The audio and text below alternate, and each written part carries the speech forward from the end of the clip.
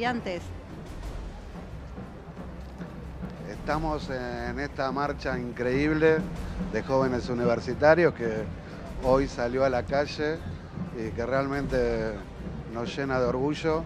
Hacía muchísimos años que no se veía una marea de jóvenes universitarios como se ve hoy acá en las inmediaciones del Congreso de la Nación, marchando para decirle basta a este plan de ajuste económico sobre la educación pública también, que está generando el presidente Macri, cogobernando, te diría, con las exigencias del Fondo Monetario Internacional que ya no se pueden aceptar.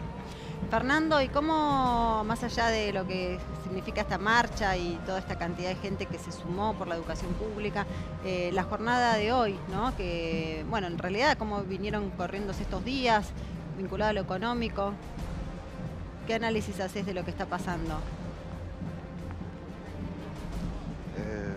Es la triste realidad a la que nos llevaron con estas políticas económicas, Gisela. Sinceramente era impensado en una Argentina solamente de hace, te diría, 2 años atrás, estar viviendo lo que hoy estamos viviendo la mayoría absoluta de los argentinos. Este rumbo económico que está llevando adelante Macri tiene solamente como ganadores en estos 2 años y medio a aquellos que tienen alguna multinacional minera, sojera, al establishment financiero. Si vos preguntás en cada una de las ciudades de la Argentina a quién le fue bien, el 80% de los argentinos te dice, me fue mal y me va a ir peor. Y con esto de $1 a 40 ya prácticamente está marcando las consecuencias de todo lo que nosotros venimos diciendo hace 2 años que hay que cambiar. Hay que gobernar para una Argentina donde se proteja el salario, donde se proteja la industria, donde se protejan las economías regionales, y Macri hizo todo al revés, claramente. Y hoy esta marcha de cientos de miles de jóvenes universitarios que traspasa la frontera de la Argentina, te diría, porque nos están mirando desde todos los lugares o ciudades del mundo, está marcando que cuando la juventud sale a la calle a decirle basta a un plan de gobierno como el que está llevando el presidente Macri, bueno, ineludiblemente tiene que cambiar el rumbo económico. Sí, no sí. puede seguir gobernando, beneficiando a los sectores de la economía concentrada, a los más ricos de la Argentina, perjudicando a una clase media que hoy cuando hablas con la gente en la calle está totalmente desesperanzada, con mucha incertidumbre, con mucho miedo. Los que tienen trabajo no saben si van a poder seguir teniendo trabajo el mes que viene. Yo vengo de una región netamente industrial como es La Matanza y el conurbano bonaerense. Vos hablás con los empresarios y te dicen, así no puedo seguir, Fernando, no sé si aguanto 2 meses más. Fernando. Y en este momento se siguen produciendo despidos. Gracias, muchas gracias, Fernando, por este contacto y este diálogo acá en Siempre Noticias. Hasta luego. Voy a hablar con Alejandra porque lo escuchábamos a Eduardo en el móvil, el señor que estaba en la marcha muy optimista, con fe. Qué bueno, ¿no? Escuchar a alguien con un poco de fe, ¿no? También, sí. En un punto. ¿Vos tenés ese nivel de optimismo o no, como Eduardo? ¿Qué sentís? Yo estoy muy angustiada. La verdad es que sinceramente estoy muy angustiada. En lo personal, tengo un hijo de 2 años y medio que adoro y pienso mucho en él, ¿no? Por estos días. Me parece que a muchos nos está pasando eso. La verdad es que me parece que la angustia es un denominador común, por lo menos para muchos, con los que, amigos o conocidos con los que independientemente de mis contactos de trabajo de hoy, he tenido contacto a lo largo del día. Sí. Qué bueno ese punto, porque las encuestas empezaron a manejar que la gente también, además de la angustia, tiene mucho miedo a perder el trabajo. Y antes estos valores sí, no y se vos los sabés que tenían. es interesante porque esa angustia, y vos lo dijiste, que es lo que a vos te pasa y es lo que dicen las encuestas, y no es bronca, es angustia y miedo. eso es, lo sumo también a ustedes, no sé cómo lo sienten desde lo personal, más allá del rol que tenga cada uno, digo, como economista, como periodista o como diputado. La falta de expectativa, Gisela, porque vos fíjate que hay un montón de sectores que están afectados por algo que se dijo hoy del presupuesto, como al pasar. Muchos te están diciendo, como saben cuál es el que viene, por favor que se mantenga el que está. Y el que está sabemos que ha sido un proceso de recesión, de restricción de la educación, de restricción de la salud. Digamos, estamos en un momento muy crítico para generar eso que Eduardo decía desde el convencimiento, que es un estímulo en base a una mínima expectativa. Hoy no existen expectativas y tiene que haberlas por la responsabilidad de las generaciones que vienen, de los que tenemos responsabilidades institucionales. Bueno, hay veces no sabemos cómo encontrar el camino, reitero, me haré cargo de lo que nos toca a nosotros como espacio, pero es un gobierno que no nos escucha. Es muy difícil cuando vos tenés sentado al jefe de gabinete en la Cámara, cuando va a dar las explicaciones una vez cada 2 meses, y te pone por escrito cosas que vos sabés que son falsas, se las discutís y te las ratifica. Y entonces... Quiero sumarlos también a ustedes con esto de qué sentimiento tienen respecto de lo que está pasando, de lo que ven, porque bueno, es optimismo, es fe, es angustia, que es la angustia que venimos diciendo que es como generalizada de alguna manera, miedo. Digo, más allá del rol de cada uno, ¿no? Porque después llegan a la casa y todos somos ciudadanos y ciudadanas. Mira, yo creo que estoy junto con Natalia y un montón de gente de hoy peleando, digamos. Nosotros nos han anunciado que van a hacer, yo soy ferroviaria, parte del recorte anunciaron que cortan servicios en el tercer cordón de Buenos Aires. Eso quiere decir que queda acá, no solo que nos van a achicar puestos de trabajo a nosotros, sino que queda cantidad de gente. O sea, el miedo, en la calle. que decía recién Luis, el miedo a perder el trabajo. La gente que vive en Marcos Paz y la gente que vive en Lobos y Mercedes, que no va a tener el tren para venir, ni el último para volver a su casa, ni el primero para salir. Es decir, hay una cantidad de población que se queda afuera. Hay un taller que nosotros tenemos de reparación de locomotoras que se cierra. Eso significa otra vez volver a trenes inseguros, digamos. Entonces, desde ese punto de vista, yo estoy en la línea de los que están saliendo a la calle, de los que estamos proponiendo salir a la calle desde el sindicalismo combativo, reclamarle a los dirigentes que se pongan a la cabeza. Hay un paro ya anunciado, como dijo, para los próximos, pero bueno, es un mes. De acá a un mes.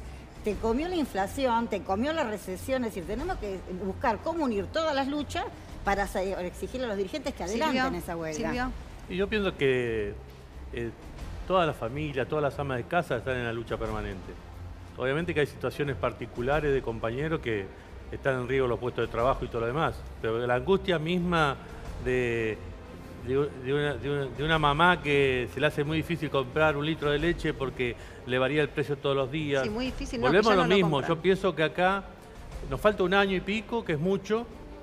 Pienso que acá hay una gran responsabilidad que tiene que tomar la oposición en su conjunto, de todos los sectores políticos, ponerse al frente en función de ver de qué manera hace una contención a este avasallamiento que está haciendo el Ejecutivo sobre todos los derechos y sobre todas las conquistas que tiene todos los sectores de la sociedad, y ver de qué manera se va buscando un carril, de buscar un referente para llegar a una situación de poder solucionarlo democráticamente.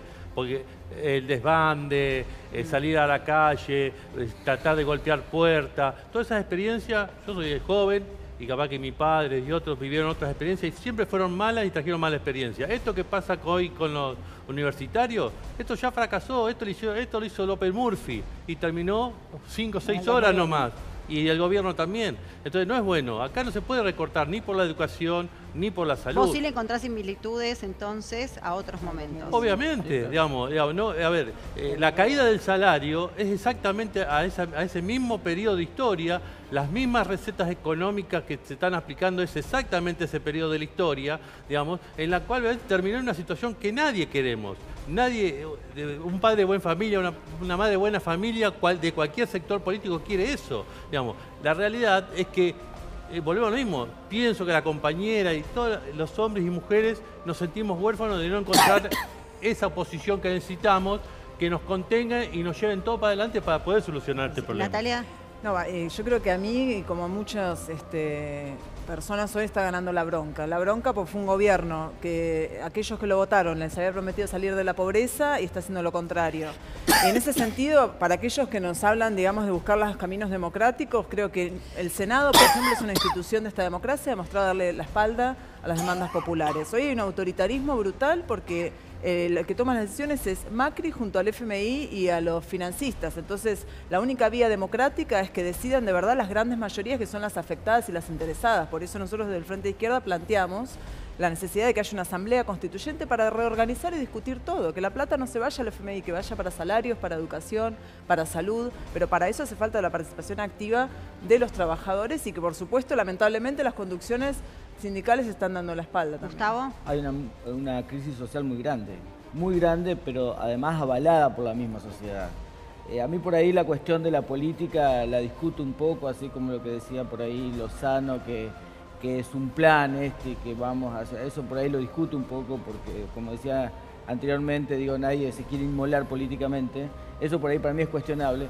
Pero cuando caminamos en la calle, quizás nuestros pares que por ahí pensamos que piensan como nosotros, que ven a la persona con problemas materiales en la calle, sufriendo. Anoche volvía de la facultad, había toda una familia pidiendo en la calle. La gente por donde yo doy clases en económicas, de acá de la UBA, pasaba por ahí y la gente pasaba por el costado y no la veía esa familia, o por ahí esa misma parte social de la gente que vivía por ahí decía, esta familia voluntariamente está ahí en la calle, o sea, elige, como nosotros decimos los economistas, y que por ahí el señor ahí me puede dar la razón, elige voluntariamente el ocio, y cuando eso es un problema, digamos, social grave, que la sociedad no lo ve.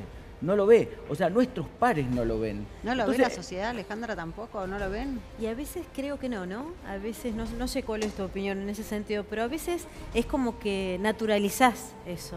Vas caminando por la calle y te das cuenta que mucha gente de pronto... No, yo lo que sí veo es que cada vez hay más gente. Sí, y familias. O sea, y aparte lo veo en el que tratan de buscar repararse, ¿no? Donde pueden. Que aumentó en la ciudad de Buenos Aires la gente que vive en la calle, que están, por ejemplo, en el subte, en el Aeroparque. Hay muchísima gente que se instaló ahí buscando un lugar donde no se mojen, donde tengan más o menos calefacción, donde haya un baño. Y esto o sea, que él y señalaba es tremendo. Es tremendo. Escenario. Y el fenómeno de las familias viviendo en la calle. Familias, ¿no? niñitos, chiquitos. Sí. Incluso en barrios donde antes realmente no se veía. Y preocupa una cosa que, además del efecto estático de la foto de hoy, preocupa la película, porque con una devaluación tan abrupta, sabemos que históricamente en nuestro país, como los precios de los alimentos hoy en día están dolarizados por la apertura de la economía, hay una relación muy fuerte entre la devaluación y la pobreza. Hoy en día, en el próximo indicador, que ni siquiera va a computar esta parte de los últimos días, va a aumentar brutalmente el indicador de pobreza e indigencia, y eso seguramente va a... Y la situación de la gente en la calle por la falta de trabajo, también se suma el tema de los alquileres, ¿no? Que también se empiezan a quedar, o sea, no pueden afrontar ni el alquiler, ni el precio del alquiler, ni los aumentos sobre el precio del alquiler, ni el pago de los servicios, porque vos podés alquilar, pero después tenés que sostener los servicios de esa casa, que también aumentaron, que es lo que venimos hablando, que vos lo incorporabas, Alejandra, como lo distintivo de esto que pasa, las tarifas. Sí, el tema de las tarifas, ¿no? Este tema de las tarifas y los subsidios y digamos, y la colectora que pasa a ser una boleta de un servicio, de un montón de cosas, ¿no? Vos pagás subsidios, pagás impuestos que se reparten entre algunas provincias, entre algunos municipios, y lo mismo te pasa con el litro de nafta. O sea, vos tenés un altísimo porcentaje de impuestos que están en la colectora, digamos, para decirlo de alguna manera, del litro de nafta. Me parece, vos lo conversabas con Claudio Lozano, ¿no? Toda esta discusión del fondo sojero, en el fondo, la redistribución de los ingresos entre la nación y las provincias. Me parece que es un tema fundamental entre las provincias y los municipios, ¿no? No dejemos de lado eso. Estaba pensando, tratando de pasar el limpio, escuchando a cada uno en la cabeza sobre la crisis económica. Evidentemente hay una crisis económica instalada, ¿no?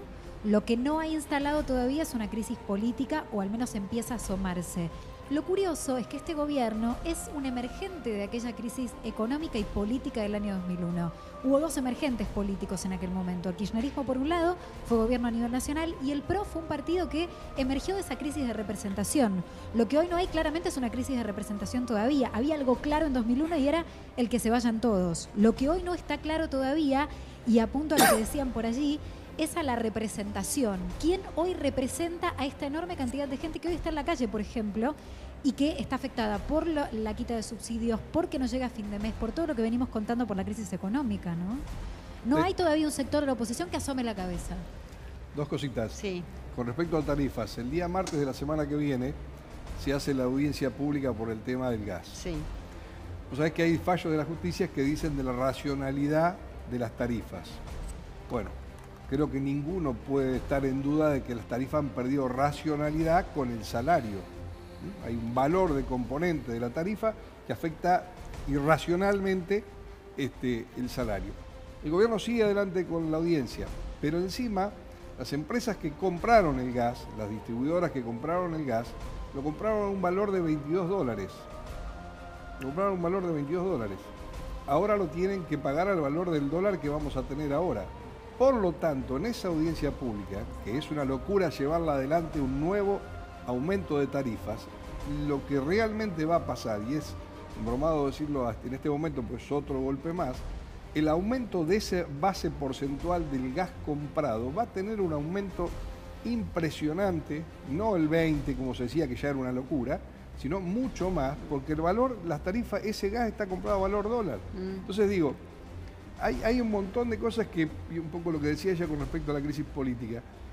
Lozano decía que sí, que hay una crisis política. Ni hablar, él dijo que sí, que hay una crisis. No es totalmente. que estamos solamente en una crisis económica, sino que la crisis, La crisis es política. Para mí es mayormente política. No ayuda mucho la declaración de hoy del ministro de Producción, Dante Sica, que textualmente dijo, ahora el atraso cambiario está eliminado. Digo, porque si aunque así fuese, lo que estaban narrando los economistas, las consecuencias de esto que estamos viviendo todavía no llegaron. Va directo. Pero cuando No uno llegaron. piensa en una cuestión de atraso cambiario, tendría que contemplar que con la corrección que hubo en estos meses, hubo un desincentivo a las importaciones. Bueno, las importaciones no bajaron, siguen creciendo, crecen arriba del 10%, 11% respecto de los 3 años anteriores. Entonces ahí hay una cuestión que hay una incompatibilidad. Digo, si te hiciste más competitivo, quiere decir que hay un fomento a tus exportaciones y un desincentivo a tus importaciones. Eso no está pasando, con lo cual hay que pensar en una separación entre el canal cambiario, el tipo de cambio y la política económica interna. Eso es lo que me parece que el Poder Ejecutivo no termina de entender. ¿Las Además, consecuencias todavía no llegaron? ¿Las reales? No llegaron. Y además, como decía él, además va a haber ahora un nuevo ajuste de precios. Y cuando haya un nuevo ajuste de precios, como decía Lozano, ¿sí? Se va a necesitar otra suba del tipo de cambio, ¿sí? Para volver a una situación de competitividad. Y se va a esperar que esa situación de competitividad de nuevo mejore la balanza comercial, que tenemos un gran déficit de balanza comercial. O sea, vamos a una situación, por eso yo decía al principio, si dejamos que los mercados actúen libremente, si le damos permiso en una economía con tantas fallas institucionales como esta, nos exponemos a este tipo de cosas. O sea, O vamos al mercado doméstico. Ayer un carnicero, Silvio me puede desmentir, ayer un carnicero dijo en este programa que estaba vendiendo la carne en cuotas. Sí, con tarjeta, y en cuotas. Y en cuotas. Exactamente, Sí. porque volvemos a lo mismo, digamos. Todas las variables siguen siendo ajustadas a los menores poder adquisitivo. Vos fíjate que exactamente en el tema de la carne, los cortes que más han aumentado es los que comen los pobres. Sí. No, el corte que más ha aumentado Es es el el osobuco. Sí, El sí, corte yo que se lo más ha decía aumentado es el pollo. O sea, todos por arriba del 35%, tomando a fines de julio, digamos, con el arrastre de mayo y junio de la devaluación. Digamos, nos falta todo julio y nos falta todo agosto. Digamos, tenemos un 4% de proyección del mes anterior, más el arrastre que vamos a tener ahora con esta mega devaluación arriba del 7%. Quiere decir que vamos a estar terminando septiembre casi con un aumento interanual solamente en la carne, que es el segundo producto de la canasta básica, por arriba del 40% interanual, digamos, con una devaluación del salario tremenda, digamos. Entonces, la realidad es que todas las medidas que sigue tomando el gobierno es en contra de los 9 millones de trabajadores registrados y de los 4 millones de trabajadores no registrados, digamos, y de los jubilados, pensionados y de todos los que cobran asignaciones universales, no para los sectores que concentran la economía y que se manejan la timba financiera. Porque las empresas, ¿por qué tienen problemas las pymes en cadena de pago y todo? Porque las pymes trabajan para las grandes empresas. Y las grandes empresas, en vez de pagarle a las pymes, en vez de pagar salarios en tiempo y forma, en vez de pagar las asignaciones familiares, las cargas sociales, pagar toda la salud, ponen la plata en la timba financiera al 70 o al 60 o 70% anual. Claro. Entonces, obviamente le corren la cadena de pago 120 días con todas estas corridas y le hacen una fortuna de plata. Mónica, te Yo por veía eso con ganas de quería decir algo. insistir un punto, también por el tema que decía la chica de la representación. Yo digo, más allá de lo que votemos cuando hay elecciones, porque tampoco sabemos cuándo, digo, porque hay sectores que ya están discutiendo si hay que adelantarlas, ¿no?, etcétera. Lo real, que lo que nosotros tenemos que hacer el esfuerzo es de empezar a unificarnos, porque luchas hay, luchas va a seguir habiendo, porque acá no nos vamos a quedar quietos, digamos, para que nos sigan guadañando el bolsillo, que nos dejan dejando la calle, no se está quedando quieto. El tema es si logramos unificarnos con un objetivo político, que es que se declare la emergencia económica y que acá se deje de pagar la deuda externa, que acá se corte con los aumentos de las tarifas. Acá no es necesario permanentemente tener las tarifas dolarizadas, acá el petróleo es nuestro, la luz es nuestra, la energía es nuestra, los correos son nuestros, los teléfonos son nuestros. Digo, no, con nacionalizar todos los servicios paramos un poquitito el saqueo. Digamos, junto con eso hay que prohibir los despidos. Y después la verdad, si acá hay cuadernos, acá hay un montón de ladrones, empresarios que ahora se hacen los arrepentidos, métanlo preso, pídanle que devuelvan toda la plata y empezamos a tener un poquitito para salir del apuro, por lo menos. Muy bien, vamos a volver enseguida, vamos a hacer un punto, una pequeña pausa, nada, 2 minutos de pausa, vamos y venimos.